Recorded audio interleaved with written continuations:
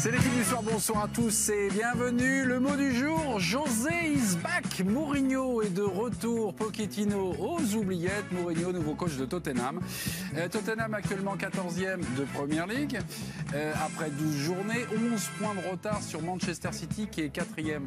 Vous voyez la question du soir, Mourinho qui qualifie Tottenham en C1. Est-ce que vous y croyez? Compte Twitter de l'équipe du soir, on aura un débat Mourinho dans quelques minutes, plus dans la deuxième partie. Le président est là, il coûte moins cher que José Mourinho. Un peu moins, c'est vrai, c'est vrai, parce que j'ai pas... Oui, par rapport à certaines primes, mais après le fixe, il y a match. Ah, il y a match? Ah, tu n'es pas au courant? Ah, là, renseigne-toi. Je tombe des nues. C'est normal aussi, quoi. C'est à vie en plus. Évidemment, c'est à vie. C'est une rente, quoi. Ah oui, mais comme ça, c'est... Bon. Tu sais que les présidents, quand ils s'arrêtent, ils ont toujours une rente derrière avec le chauffeur, la voiture, l'appartement, la sécurité, tout le travail. Voilà, je suis président. Et les frais de chemise, me souffle-t-on en régie? C'est vrai. Rico Blanco de la Plata, bonsoir. Bonsoir. Avec la veste Michael Jordan. Ouais. Hein? C'est ça. C'est ça. On rappelle pourquoi c'est la veste Michael Jordan? Parce que je comprends rien là. Le vert de Jordan, vous l'aviez Non, c'est lui un jour Jordan. qu'on lui a offert une veste verte. Enfin, ça aurait pu être la veste des golfeurs aussi, hein, puisque. Augusta, les Masters. Enfin, mais c'est un vert plus foncé, bouteille. Ok, très bien. Et on va avancer. Là, c'est le vert. Alors, il y a le jaune cacadois. Et il y a le vert c'est pas évident, faut oser. Moi, je peux la porter, toi, non. Oui. Mais bon... Moi, je pense qu'il n'y a pas de problème. Vraiment, je pense que... Didier, au niveau des couleurs, je pense que je peux Non, tout mais porter, lui, c'est un patchwork, c'est différent. Oui. Didier, il est jamais en uni, ça n'existe pas. On va aller voir un chroniqueur assez terne. Regardez, gris, du noir, voilà. Du basique. Je reviendrai. Hein Giovanni Castaldi, bonsoir. Bonsoir, mes Ça va, chouchou? Très bien, en pleine forme. Didier, vous l'aimez bien, là, le petit Joe? Vous trouvez... Parce que... Niveau vestimentaire, il y a du boulot, mais après... Non, mais un peu triste, non? Oui, tristoun, un peu. Un peu triste. Très de la couleur la prochaine fois. Ah, il y a du cuir, là, maintenant. Le Bikers de l'équipe du soir, Philippe Saint-Fourche. Regardez. Ouh là là, mais sur une roue, il est monté, là. Ah, le wheeling! Attention, en hiver, ça peut glisser. Enfin, l'homme en noir et blanc, Grégory. Bonsoir messieurs, dames. Bonsoir. Excusez-nous, on a été un peu long dans la présentation. Non, continuez, c'est parfait. C'est parfait, C'est merci. intéressant. Mais j'ai l'impression que les deux travaillent au PFG, tu sais, aux pompes funèbres généralisées. T'as un mec qui démarre dans la profession parce qu'il a plein de bracelets, il a 25 ans, t'as un ancien qui lui passe le relais. Toi, t'es à 2 ans de la retraite, t'as bientôt fini. C'est bon? Ok, mes petits. Non, les crotte-morts sont à gauche ce soir. C'est un sacré comeback pour José Mourinho. Mourinho, on va l'écouter, traditionnel, les premiers mots. Alors, il n'y a pas eu encore de conférence de presse, mais une petite déclaration sur le compte Twitter officiel de Tottenham. Écoutez-le, il est content de retrouver du boulot. Je ne pouvais pas être plus heureux. Et si je n'étais pas aussi heureux que je le suis, je ne serais pas ici. Qu'est-ce que je peux promettre ? La passion pour mon travail et la passion pour mon club. C'est un privilège quand on est manager d'aller dans un club et de ressentir la joie que l'on va avoir dans la relation avec l'équipe. Il n'y a pas de mots pour moi d'être le coach de Tottenham. Il n'y a pas de mots, mais il y a aussi un salaire, puisqu'à peine nommé, son salaire a été publié par le Daily Mail. Attention, contrat de 4 ans, salaire de 17,5 millions d'euros par an, ça fait 70 millions de salaire sur 4 ans. Est-ce de la folie? Non. De la part du club? Non, pourquoi? Ah non. Déjà, c'est le marché, pour commencer. Le marché? Oui, alors évidemment, ça peut paraître délirant parce qu'on est sur des chiffres. Quand on est des gens normaux et qu'on parle à des gens normaux, on rentre dans des strates assez hallucinantes. Mais Klopp, il gagne combien? 14? il est à 11 ou 12? Maxi, je pense qu'il est à 8-9. Pochettino était à 7. Et là, bon, tu peux... Guardiola est à 22-23, Simeone est à 24. Ouais. Tu es dans Zidane, des sphères assez délirantes, mais tu te payes Mourinho, tu dois mettre ce prix-là, tu le sais. Non, mais on est entre 10 et 17. Là, c'est 17,5. Oui, mais lui, quand même, il a un CV à la base. Même si on dit qu'il n'a plus la main, il arrive quand même avec des titres par rapport à Klopp qui vient d'en gagner, mais peut-être qu'il avait re-signé avant, peut-être qu'il a rechangé son contrat. Mais lui, de toute façon, comme je dis, c'est un fakir du portefeuille, de la planche à billets. Ouais. C'est le braqueur des présidents, il est milliardaire. Oui. Ils ont un stade quand même qui a coûté 1 milliard. Ils ont des mecs qui restent et qui boivent, ils sont 20 000, on m'a dit, paraît-il, c'est de la folie. Saint-Pauli, j'ai entendu dire qu'après les matchs, ils ont un truc de, je plaisante, un bar de 1000 mètres, ils sont 15 à 20 000 à rester et à picoler. Tottenham est l'un des clubs. Mais quel rapport avec le salaire de Mourinho? Écoute, ils ont de l'argent, Tottenham. quand tu es dans une grande société du CAC 40, quand tu deviens quand même le directeur exécutif ou sportif ou le DG, tu gagnes plus que si tu es à la pompe à essence en bas. Surtout quand tu t'offres. C'est une réalité. Quand tu t'offres José Mourinho, quand tu es un club comme Tottenham, médiatiquement, tu vas passer un cap parce que c'est quelqu'un qui attire l'attention sur toi. Tottenham a toujours eu un déficit d'image en dépit de la finale de Ligue des Champions. C'est un club qui est quand même beaucoup moins médiatisé que United, que City, que peut l'être Liverpool. Donc forcément, ça coûte cher. Et comme Eric l'a dit, c'est quand même un garçon qui a gagné 2 Ligues des Champions, quoi. Il pactise avec le diable alors, non? Pourquoi? Mais non. Pourquoi avec le diable? J'ai l'impression que Mourinho... Mourinho, la com de Mourinho, vous êtes très sur la com, mon cher Giovanni. Mourinho, la com de Mourinho, ça rend pas forcément votre club c'est pas sa com, c'est pas la com, c'est pas la com, c'est l'aura. Mais oui, c'est très différent. Quand t'as Mourinho dans ton club... Entre la com et l'aura, c'est quand même... Il n'y a pas de comparaison. Mais ça sert à quoi? Ça va servir à Tottenham. Tu te payes un produit de luxe. Tu te payes un produit de luxe, effectivement, qui médiatiquement te met à touche-touche du jour au lendemain avec la totalité des clubs de Première Ligue. Donc effectivement, alors après, on n'a pas encore parlé de sport. Hein. On n'a pas. On parlera de sport dans la deuxième partie. Mais tu te paies un mec qui met Tottenham au centre du jeu médiatique du jour au lendemain, puisque ça va être quoi qu'ils disent. De toute manière, tout va être repris. Tout va être repris. Donc c'est une marque mondiale, Mourinho. Donc il éclaire, il va éclairer Ça vous... Ouais, vu sous cet angle-là, si tu veux, je suis curieux de savoir, parce que Mourinho coûte cher, mais en général, les transferts qu'il demande coûtent très cher aussi. Et Tottenham, par rapport à l'investissement et tout ce qui a été mis dans le stade, n'avait pas fait le moindre transfert sous Pochettino pendant 2 ans et demi ou quelque chose comme ça. Ça ne les a pas empêchés d'aller en Ligue des Champions. Donc, je me mets un peu à la place de Pochettino, qu'il est plus du double du salaire, comme vous le dites. Il a un CV. Mais enfin, dans le CV, il y a quand même des sacrés coups de canif aussi. C'est à ça que Mémé fait peut-être référence aussi. Oui. Parce que 4 ans, ça veut dire qu'en général, il a une espérance de vie... 3 ans. 3 ans. La 3e année, il se fait virer en général sur ces derniers... Donc, c'est peut-être mieux de faire... Mais bon, comme tu me dis, si les mecs boivent après les trucs et qu'ils ont plein d'argent, désormais... Non, ils ont quand même la nécessité, parce qu'il faut le financer quand même, ce stade. Hein. Il a quand même coûté 1 milliard. C'est pour ça. Les frais mais je demande à voir, Mourinho, s'il va rester avec ces joueurs-là. On le disait, sur le marketing international, ils ne font pas du merchandising à la hauteur des autres clubs. Donc, il faut faire entrer de l'argent. Ça veut dire qu'ils sont dépendants d'une qualification. Aujourd'hui, c'était l'air très mal parti dans le classement de Première Ligue. City, après 2 journées. City qui il faut aussi un détonateur. Vous avez 2 types. Le City qui est il faut aussi un détonateur. Vous avez 2 types. Pochettino qui était un bâtisseur, on va dire. Et puis Mourinho, qui l'a été dans un premier temps, mais qui depuis maintenant de nombreuses années n'est pas un bâtisseur. C'est plus un stimulateur d'effectifs. Ça a rarement été un bâtisseur, hein. Même à Porto, je veux dire, il n'est pas resté 5 ans, 10 ans. Plutôt un destructeur. À Porto, il a quand même révélé, il a permis à des talents de s'exprimer au plus haut niveau. C'est pas lui qui les a exprimés. On peut peut-être, moi je ne suis pas fanat de Mourinho, mais on peut peut-être lui accorder quand même Chelsea. Il a fait progresser Chelsea, il a installé Chelsea. C'est un grand entraîneur. Par rapport à ce qui est dit, je me demande si le stade, c'est pas la clé à Tottenham. C'est-à-dire que ça a été privilégié pendant des années, ils ont quand même souffert parce qu'ils ont été délocalisés à Wembley plus de 2 saisons. Ils ont fait d'énormes sacrifices. Le stade, c'est la clé, c'est la vache à lait, c'est le vecteur qui doit les emmener dans des hauteurs financières. Je pense que pour l'instant, mais c'est à terme, c'est ça qui les fera vivre. Ouais. Je pense que le fait de prendre Mourinho aura un effet bénéfique, du moins dans un premier temps, sur l'exploitation du stade. Voilà. Pourquoi sur l'exploitation? Ça sera toujours plein. Non, parce que tu peux. Il y aura forcément un effet. Mais aussi, on parle plus de toi. Oui. Du jour au lendemain, on va parler 3 fois plus de Tottenham. C'est-à-dire des touristes, des tours opérateurs japonais que tu ramènes. Très franchement. Ouais, enfin après, c'est quand même les résultats. Didier, j'ai dit pendant à court terme. J'ai dit pendant 1 mois, 2 mois. Après, les résultats partent. Donc c'est un plan à court terme à 17 millions. Ça amorce.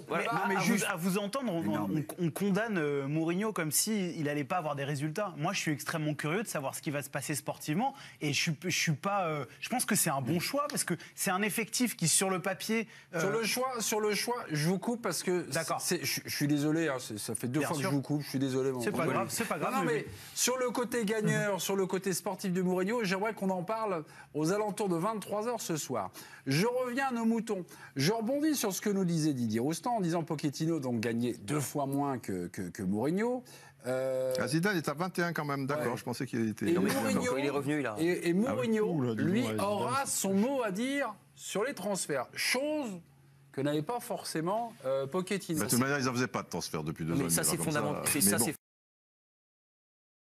toute manière, ils n'en faisaient pas de transfert depuis 2 ans. Mais ça, c'est fondamental. C'est qu'on connaît. C'est-à-dire que quand Mourinho arrive, par exemple, on lui explique ce que le propriétaire compte faire de Harry Kane, il lui dit. Je pense qu'il a quand même, il a eu des garanties, ou du moins, il sait ce qu'il attend. Donc ça peut présager d'un changement de stratégie, parce que Mourinho n'est pas un formateur. Mourinho, c'est un mec qui fait tourner le moulin. Mourinho, voilà. Vous me présentez l'arrivée de Mourinho justement comme le plan 2 de la stratégie de Tottenham. Il arrive au bout de 12 journées, où Tottenham est 14e, ça ressemble plus à un pompier de service. Mais pour l'instant, acheté pour 17 millions et demi. Il soit à 5 points du top 5 quand même. Mais je suis d'accord, mais excuse-moi. Non, vas-y, Eric. Moi, c'est pas obligatoirement ma tasse de thé, sauf quand il est arrivé à Manchester. Il gagne quand même une Ligue Europa en 2015. Il arrive à les faire monter dans le 17. Il arrive à les faire monter dans les 4. Et après, on dit que c'est lui. Il est viré. Depuis, Manchester fait quoi? Rien, d'accord. Ok. Bon, il est parti. C'est un type quand même, c'est un chiropracteur de l'âme. Il est capable de redresser les mecs mentalement, de leur insuffler quand même de la gagne. Comme disait Didier, vous faites toujours que c'est 2 ans et pas 3 et pas 4. Mais aujourd'hui, c'est le prix à payer, il a dit Greg, et Philippe aussi, d'avoir tout de suite un mec focus, un phare. On sait, Tottenham, Mourinho, voilà, le monde entier aujourd'hui, de la Chine, en Inde, en Amérique du Sud, en Patagonie, ils savent qui c'est. Mais c'est énorme pour Tottenham, dernière chose, une équipe qui gagne rien. Une ligue en 2008, un championnat en 61, une cup en 90. Non, donc, des cups, ils en ont gagné une multitude. Non, mais les dernières, la dernière, je te donne les 3 derniers, j'ai regardé. Il y a 2 saisons, ils jouent le titre jusqu'au bout. Ils sont en finale de la Ligue des Champions. Alors, on n'est pas très loin quand même. Enfin, on ne peut pas dire que les résultats, surtout quand tu n'as pas fait de transfert pendant 2 ans et demi. Il n'y a pas de trophée. Tu sais que pour vivre dans le Big Five ou 6, maintenant, j'en sais rien en Angleterre. Même sans trophée, non, mais il y a le Big Four, mais maintenant, c'est 5, c'est 6. Le Big Four, parce que c'est les 4 premiers qui sont automatiquement quand même. Pour les transferts, Giovanni, je vous laisse parler. Non, mais juste pour les transferts, c'est important parce qu'à Manchester, ça s'est quand même terminé à cause de ça. Ils se sont fâchés très fort à cause d'un défenseur central. Ils voulaient absolument acheter un garçon, ils voulaient pas mettre de l'argent. Finalement, Maguire est arrivé. Moi, ça m'étonne que Lévy donne autant le pouvoir de recrutement sur José Mourinho, parce que si c'était le problème entre United et Mourinho, ça a été aussi le problème entre Pochettino et Lévy. Il faut rappeler de ce qui se passe avant la finale de Ligue des Champions, où il dit « je sens que je suis à la fin d'une histoire, je me pose des questions, je vais avoir besoin d'argent pour avancer, pour progresser », ce que Lévy a refusé, et maintenant il va l'ouvrir à Mourinho. Ah mais ça peut arriver. De toute manière, il sera quand même contrôlé, Mourinho, mais c'est clair. J'attends de voir comment ça va se passer. C'est clair qu'il va avoir de l'argent. Pour revenir à la question, sur le salaire, j'ai l'impression que quelque part, il y a toujours un parallélisme avec Guardiola. Je trouve avec Mourinho. On ne l'a pas cité. Non oui, mais justement, il est temps. Oui, on l'a cité au début sur la grille des salaires. Et quelque part, Guardiola a définitivement gagné la bataille du jeu et du beau, de ce que les gens estiment être le beau football. Mourinho, en échange, il a gagné la bataille médiatique. C'est-à-dire qu'à chaque fois qu'il ouvre, et même quand il n'était pas coach, il réussissait ce coup-là. C'est-à-dire que moi, encore la semaine dernière, je commentais ici une de ses phrases sur Guardiola. Et ça, c'est un prix. C'est-à-dire que c'est l'entraîneur le plus médiatique de la planète. Donc, du jour au lendemain, tu as toutes les projecteurs sur lui. C'est ça que ça vaut. On finira sur un dernier chiffre, 63,5 millions d'euros. C'est le montant total des indemnités de licenciement qu'a touché dans sa carrière José Mourinho. 63,5 millions d'euros. Pas mal. Là, il en aura 34 à peu près. Soit 17,5 ou 20, 34. Deux fois viré à Chelsea et une fois à Manchester United. Mais alors, ce qui est très curieux, c'est que je pensais qu'il avait une possibilité d'aller à Lille ou à Lyon. Oui, c'est vrai. Il y a des gens qui croient ça. Didier, il y a une chose qu'il avait dite autant de sa splendeur à Chelsea, je n'aurais jamais entraîné Tottenham. Il a surtout piqué 2 entraîneurs. Il a surtout piqué 2 personnes dans le staff. Tottenham, le pire ennemi de Chelsea? Non, mais il avait dit je n'irai jamais entraîner Tottenham. Jamais, il a dit. Non, mais entre Tottenham et Chelsea, il n'y a pas. Pour lui, il y a quelque chose diabolique. Enfin, il y a quelque chose pour lui. Chelsea, c'est avec Manchester United, c'est avec plutôt des Tottenham, c'est long. C'est avec Arsenal et tout. il n'y a pas. Et Philippe Sanfon, je vais vous glisser une dernière info. Joao Sacramento et Nuno Santos. Il les a piqués à Lille, là, oui. Enfin, piqués. Le LOSC, et donc vont venir du côté de Tottenham. Donc, Maignan, dans un an, direction de Tottenham. Ok. Mais ils y sont déjà. Hugo, Hugo, il était exactement comme son entraîneur, comme Harry Kane. Il a fait passer les messages. Moi, je me souviens d'une interview d'Hugo Lloris en fin de saison. Pour quelqu'un qui sortait d'une finale de Ligue des Champions, ça sentait plutôt le départ. Quoi. Il ouvrait les portes. Information Express, des infos, à chaque fois la même question. Information soit principale, soit secondaire. Citroën et le rallye, c'est fini, c'est officiel depuis aujourd'hui. Info principale ou secondaire? Ah bah c'est important. Attendez, c'est plus de 200 victoires en rallye, je crois. C'est 100 victoires en rallye, 102 victoires, 8 titres mondiaux de et les 9 de l'Aube. Et les 9 titres mondiaux de pilote de l'Aube. Donc ça veut dire que tu as marqué en lettres d'or le nom de Citroën dans l'histoire du sport automobile, quoi. Puis je trouve ce qui est intéressant, c'est que le choix d'arrêter, c'est lié à la décision d'Ogier. C'est-à-dire qu'ils ont dit on se voyait pas repartir la saison prochaine sans Ogier, on va travailler et vont essayer de revenir après. Une manière de oui, ça c'est souvent de la com parce que mais c'est de la com. La décision elle est quand même. Non mais ça veut quand même dire que l'an prochain on n'aura pas Citroën en rallye, quoi. C'est important. Quel capitaine pour le 15 de France? Le favori de Fabien Galtier serait Jefferson Poirot. Le favori du public, c'est Antoine Dupont. Je m'appuie sur le sondage réalisé hier sur le site L'Équipe. Des petites tendances importantes, secondaires. Commentaires, Eric? Secondaire. Non, mais j'ai cru comprendre que beaucoup de Toulousains avaient voté, puisque je vois le nom de Cross aussi, c'est incroyable, enfin qui est très bon, un très bon troisième IL. Mais bon, Poirot, c'est dans la lignée, il était le vice-capitaine, il y va. Après, Olivon, c'est pas mal, parce que en peu de temps, il s'est imposé, il m'a l'air d'être cohérent, ça pourrait faire un très bon leader aussi.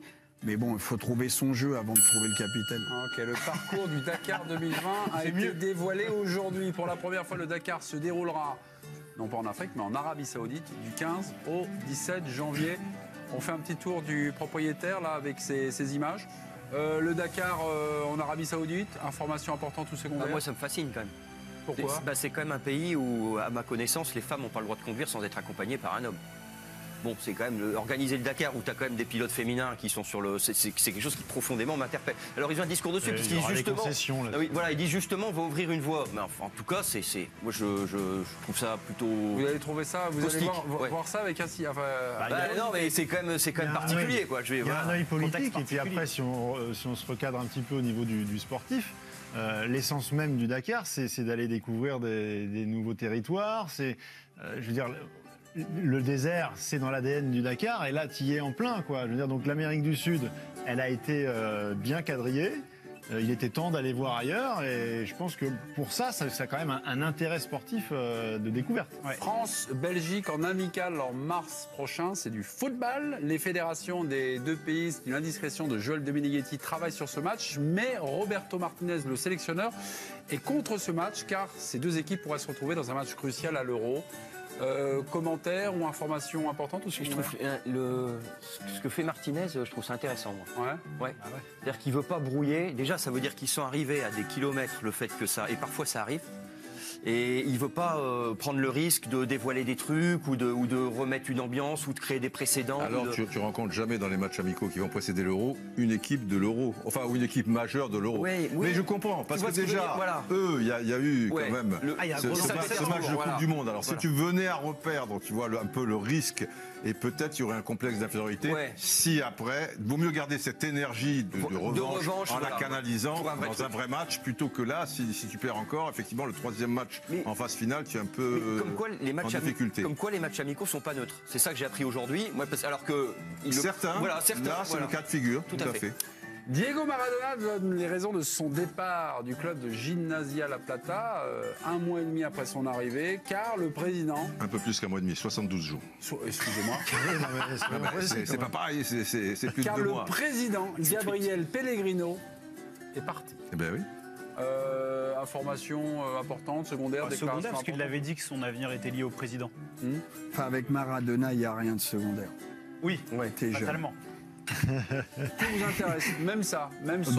oui, parce que moi, je suis cette génération. Donc moi, Maradona, oui, il a du charisme, mais même ses délires. C'est un peu pathétique, Maradona. Mais non, mais là, ils sont... Non, mais sur son trône, il faut remettre les choses dans leur contexte.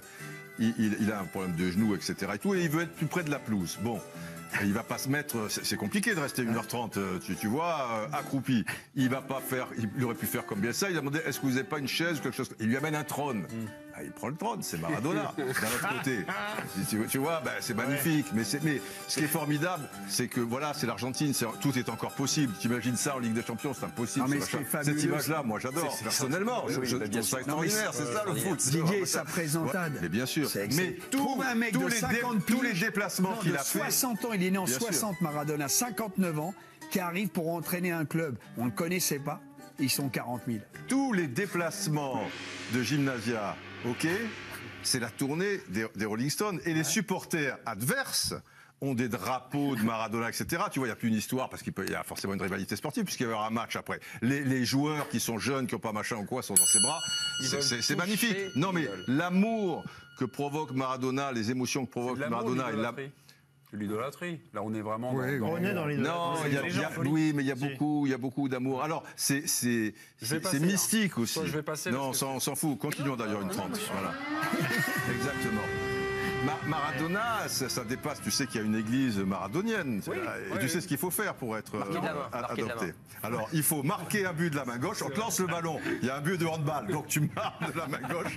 Et après, tu t'agenouilles devant la biographie de Diego. Et tu dis, Diego, tu es le plus grand de toute l'histoire et tu le resteras à jamais. Voilà, tu fais le truc, tu vois. Hop, tu as fait ta confirmation. Mais c'est exceptionnel. Mais c'est pas du tout ridicule. C'est magnifique. J'adore. Je suis un païen, je suis pas. J'adore. Il faut avoir été fois dans sa vie à Naples ou à Buenos Aires pour comprendre ce que c'est que Maradona. Tu entres effectivement en religion et même dans une période où tu n'es pas forcément sur un gros match de foot. Mes frères, passons. Merci beaucoup. Pour rentrer dans les ordres, on a Giovanni ce soir. Bonsoir. Un petit peu de Giovanni.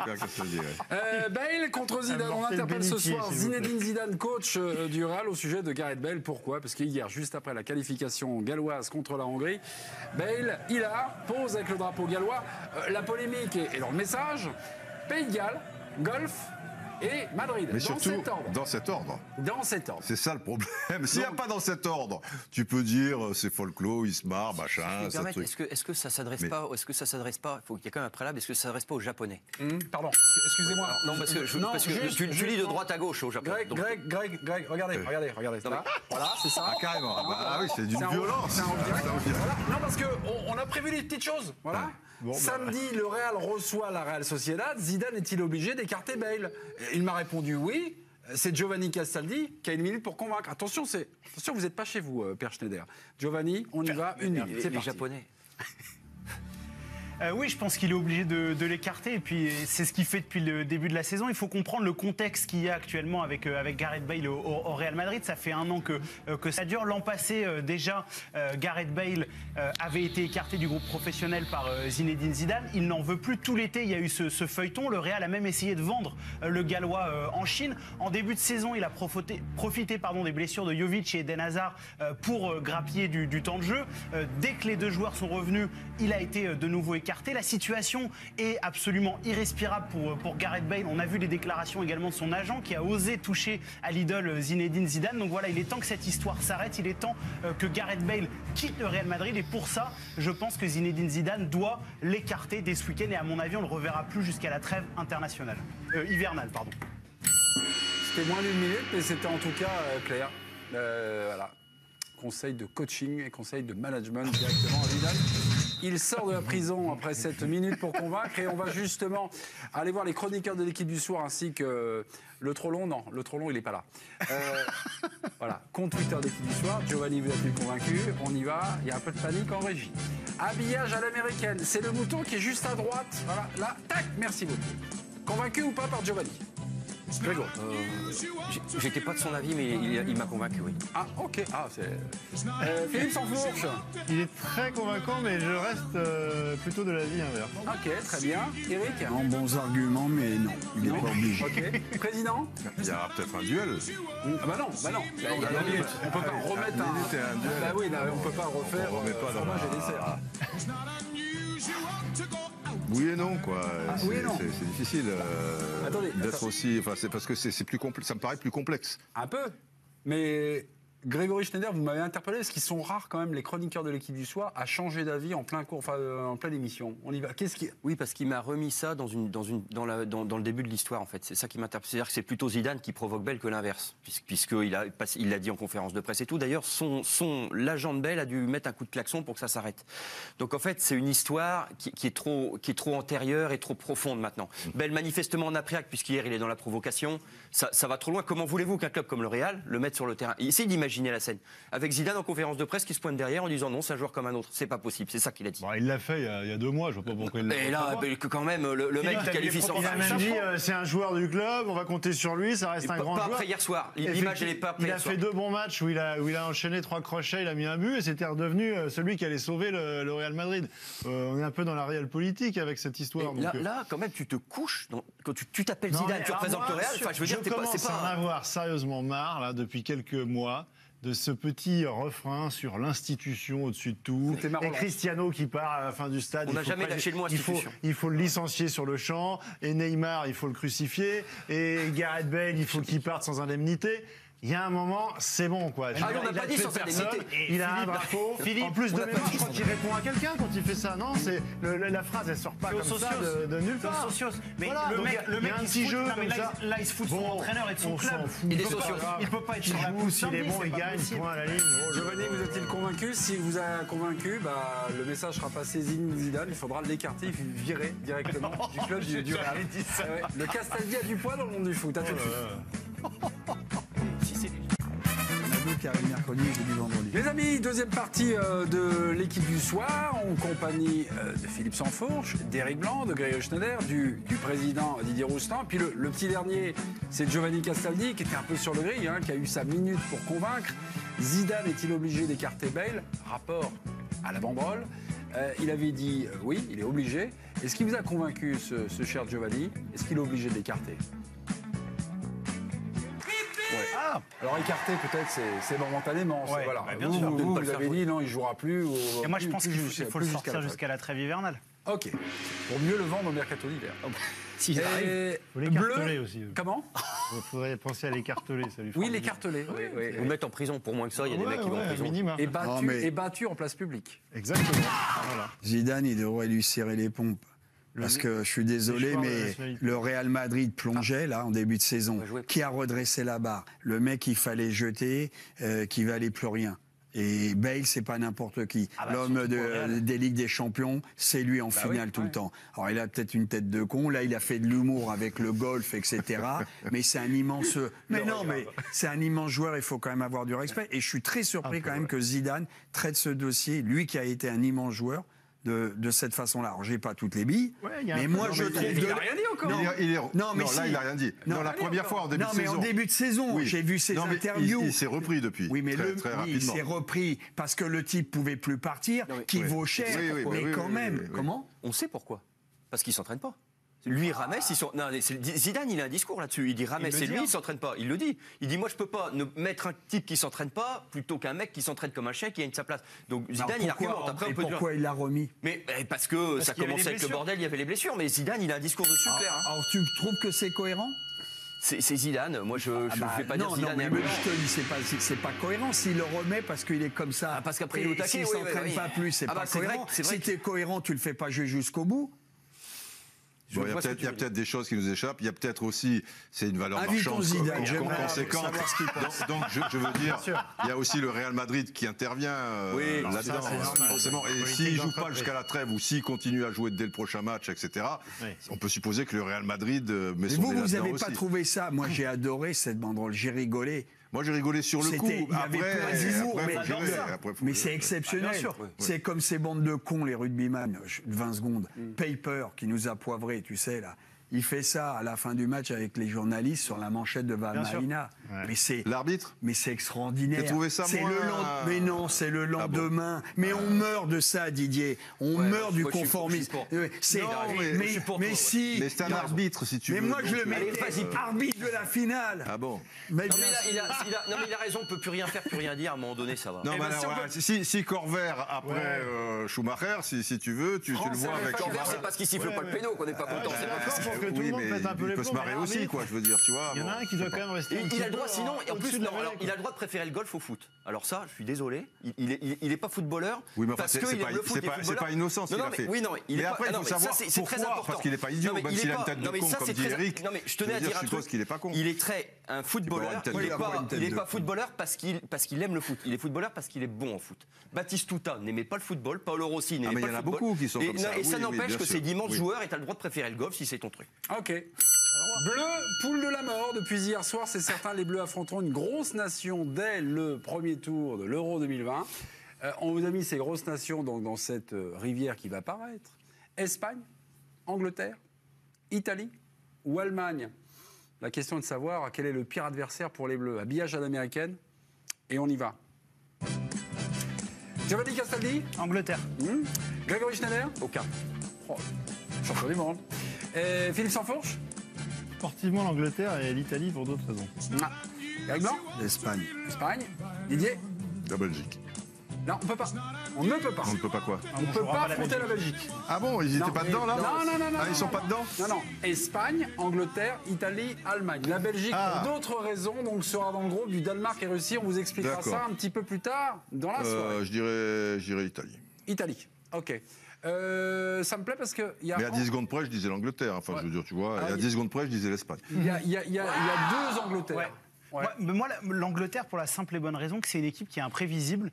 Il y a beaucoup de vitesse, notamment sur les côtés, avec un trio d'attaque qui est extrêmement bon, avec Sterling, avec Sancho, avec Harry Kane. Je pense que c'est une équipe qui est difficilement lisible, qui peut s'adapter à l'adversaire un petit peu comme l'équipe de France. Quand il y a une équipe comme l'Allemagne, comme l'Espagne, on sait qu'ils vont jouer la possession, l'équipe de France va attendre, va mettre son bloc bas, va partir en contre-attaque. Disons que c'est des matchs qui sont facilement lisibles. L'Angleterre est une équipe réellement imprévisible, avec beaucoup de jeunesse, beaucoup de physique. C'est ce qui peut déstabiliser les Bleus. L'Espagne, trop prévisible. Enfin, c'est un adversaire peut-être, voilà. C'est bien l'histoire de l'Angleterre, c'est bien. Je dis l'Italie, mais peut-être l'Italie, non, c'est pas une bonne idée. Mais ça serait peut-être bien pour l'équipe de France, justement, l'Italie. Mais ce que je veux dire, c'est que à travers les éliminatoires que tu as vus, et compte tenu de la faiblesse des adversaires qu'ont connu ces équipes, l'Angleterre, l'Italie, etc., etc. Comment tu peux savoir que l'Angleterre... Tu vois ce que je veux dire? Même les joueurs, on les connaît parce qu'ils jouent dans des grands clubs. Mais après, au niveau d'une nation... C'est vrai, Didier, mais ça fait 15 ans qu'on nous dit qu'il n'y a plus de petites équipes, que parfois tu gagnes à l'arrache contre des niveau international. Quand tu mets 5, 7, 8, 9 buts, c'est que tu as mis ce qu'il fallait comme ingrédient. Et si tu le fais plusieurs fois, c'est que tu as un groupe qui est en train de se construire. Et en fait, moi, ce que j'aime dans cette Angleterre, c'est la dynamique qui est en marche depuis maintenant plusieurs années. Ça, oui. Bon, déjà, évidemment, elle nous saute au visage chaque mardi et mercredi en Ligue des Champions, mais tu me diras, il y a d'autres joueurs qui viennent composer, mais quand même, il y a quelque chose, il y a un socle. Et cette équipe nationale, elle a été loin d'être ridicule en Coupe du Monde, elle finit 3e et encore, si Kane est en pleine possession de ses moyens, tu sais pas jusqu'où elle va. Elle a été championne du monde et d'Europe sur les 2 dernières années. Enfin, faut dire que cette Coupe du Monde, des U17 et des U19, il y a une vraie progression. Là, tu as les Baby Blues là, qui arrivent en plus. Tu sens qu'il y a quelque chose, c'est un peu comme la Belgique. Tu te dis que tu es à la frontière de quelque chose. Si ça veut bien basculer, ça peut faire. De toute manière, les Anglais, historiquement, l'air de rien, même s'ils n'ont rien gagné depuis 66, par rapport aux Français, et je veux dire l'équipe de France, ça nous a pas super réussi. Regarde, quand on les bat 2-1 avec les 2 buts de Zidane dans les 2 dernières minutes, c'est un miracle sans nom. Ils ont même une balle de 2-0 avec Barthez qui sauve le penalty tiré par Beckham, sans doute, ou quelque chose comme ça. Owen. Alors Owen. Mais on est d'accord, ce match-là, c'est l'enfer. Tu ne vois pas le jour, c'est un miracle. Je me souviens du 3-1 de Bilbao, même si ça remonte. Mais enfin, je veux dire... Coupe du Monde 82. Voilà, c'est bien. Chaque fois, tu trucs. Et je parle pas je veux pas remonter dans le passé, le 5-0 d'un match amical et tout. Alors, il y a eu le 2-0 ou à Wembley avec l'Anelka, etc. Mais c'est un football qui... Les mecs, ils ont peur de rien, ils sont durs, tout ça et tout, qui ne réussit pas historiquement, d'une manière générale, parce que ça joue aussi quand même. Il y a une raison par rapport à ça. Hein, si tu prends l'Angleterre, tu les joues à Wembley. Hein. C'est pas non plus. Attendez. Oui. Greg Schneider. C'est Beckham qui loupe, c'est pas Owen. Merci de la vérification. Quand même, bon. Greg Schneider, vous m'avez dit, vous, aucun. Parce qu'on est champion du monde. Ouais, et puis alors si on me dit qu'il n'y a plus de petites équipes, on n'a pas bien regardé les éliminatoires, quoi. Parce que quand je vois l'Arménie en prendre 9, je me dis quand même qu'il y a une petite équipe. Enfin, je veux dire, ce que je veux dire, c'est que l'équipe de France a un tout autre CV. nettoyer la moitié du contingent sud-américain en éliminatoire direct en phase finale de Coupe du Monde, tu prouves un peu autre chose que ce que les mecs ont prouvé depuis 9 mois, tous autant. Bon, qu'est-ce que tu as fait? Tu as fait l'Uruguay sans Cavani, tu joues pas contre le Brésil qui doit éliminer la Belgique. Non, mais je veux dire, le Brésil, c'est un peu important quand même dans le continent. On va pas reprendre les matchs. Tu dis qu'ils ont nettoyé la moitié. Et l'Argentine 4-3, enfin on peut pas dire que c'était une petite équipe d'Argentine. Le Pérou, il y en a plus d'un qui se serait cassé le nez sur cette équipe. Non, mais on va pas refaire les matchs du Mondial 2018 une fois de plus. Enfin, je veux dire, moi, mon avis, et je le partage, je partage, c'est que ce qu'ils ont fait, c'est fort. Après, jusqu'à la finale et l'arbitre. Mais ce qu'ils ont fait, c'est fort. Aucun. Après. Ah, la finale et l'arbitre, là, tu. Non, ne remets pas une pièce. Non, mais ce que je. Arrêtez. Mais par ailleurs. Voilà, ça m'intéresserait ton avis sur la finale et alors, l'arbitre. ce que je veux dire, c'est que les mecs, je l'ai écrit, les mecs sont champions du monde.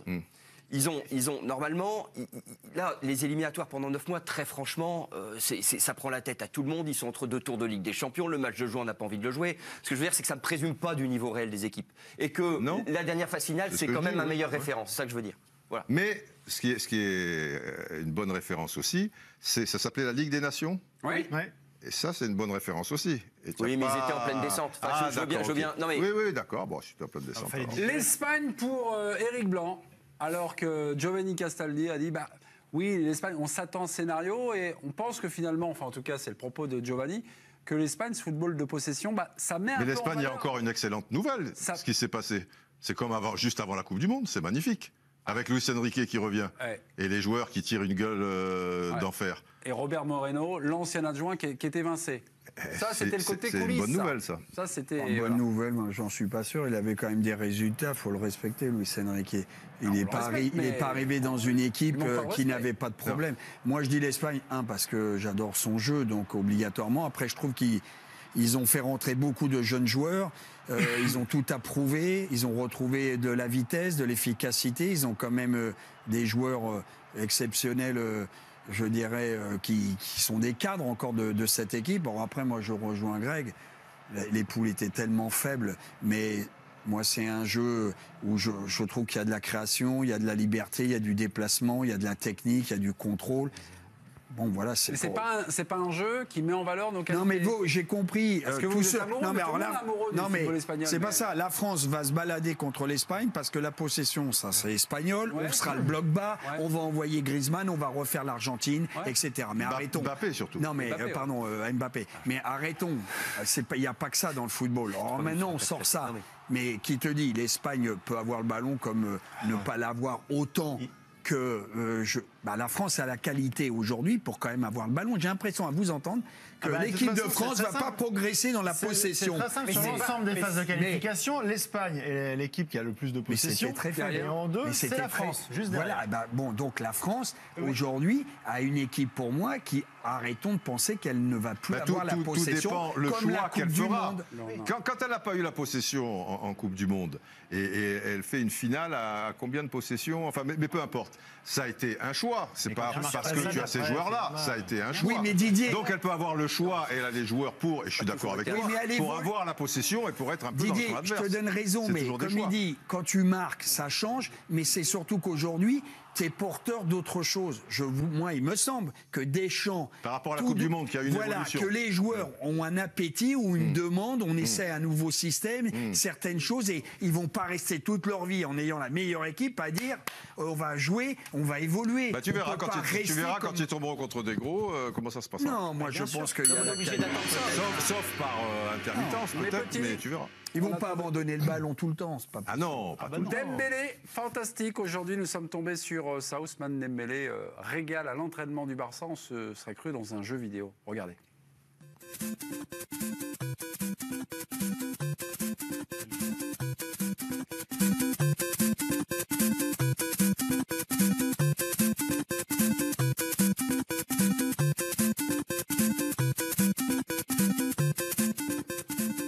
Dembélé, juste un joueur d'entraînement. Y a-t-il un risque à cette question? 4 chroniqueurs ne sont pas d'accord. Eh ouais, c'est un super débat. Il y a un risque pour Castaldi et Sansfourche qui ont répondu oui. Philippe ou Giovanni? Qui commence? Philippe. Allons-y. Prenez la main. Non, Éric Blanc et Grégory Schneider. Qui va commencer? Éric Blanc répondra non. Dembélé, juste un joueur d'entraînement. Y a-t-il un risque? Oui, Philippe. On vous écoute. Il y a plus qu'un risque, c'est factuel aujourd'hui. Moi, quand je le vois à l'entraînement, déjà, il n'y a aucune opposition, il peut faire ce qu'il veut, il n'y a aucun problème. J'ai l'impression d'entendre ce que j'entendais sur Ben Arfa au PSG, c'est-à-dire c'est le meilleur à l'entraînement. Bah oui, mais sauf qu'à l'arrivée, on ne le fait pas jouer. Pour quelle raison? Parce que collectivement, c'est plus la même musique. Moi, je vois simplement un joueur qui est depuis 2 saisons et demie. Répond Philippe Sansfourche à l'argument de Grégory Schneider. Vous avez 3 secondes et 72 centièmes pour expliquer ça. Alors une fois, je regarde les images, il n'y a pas d'opposition défensive, c'est facile à l'entraînement, c'est pas du match. 1 seconde 42, Eric. On a vu un petit extract, je ne doute pas que Messi ou 5 ou 6 joueurs du Barça étaient prêts à faire une chose. Ok, Dembélé, juste un jour d'entraînement, y a-t-il un risque? Oui, Philippe Sansfourche et Giovanni Castaldi. Non, Eric Blanc, Grégory Schneider. Arbitrage. Maintenant, de Didier Roustan. Alors, un joueur d'entraînement, les images que tu nous as montrées, pour le coup, je veux dire, il n'y a pas une vraie opposition. C'est pas parce qu'il y a ta musique dic que, bon, tu vois, on va plus mettre celle de Benny Hill, tu vois. Sur FIFA, ça défend plus dur. Ça changeait pas grand-chose. Vous avez dit un jeu vidéo. Oui, on a été un peu déçus par ces images. Je sais pas qui a eu l'idée, mais enfin bon, il faut le mettre un petit peu ouvert.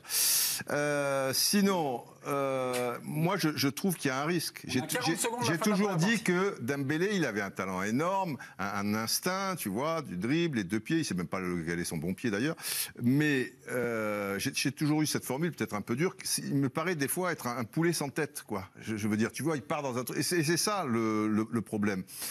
Donc il y a un risque, comme Ben Arfa, Ménez, qui avait un talent fou, il y a un risque, si tu veux, qu'il n'exploite pas complètement son talent, joueur d'entraînement ou pas. Voilà. Merci beaucoup. Il y a un risque. Résultat des mais Super peut-être pas. Oui, mais peut-être ça passera. 56 également pour Philippe Sansfourche et Giovanni Castaldi. Tout de suite, c'est les qualifiers Euro 2020, Belgique-Chypre. On y va. Bon match et on se retrouve juste après. Alors.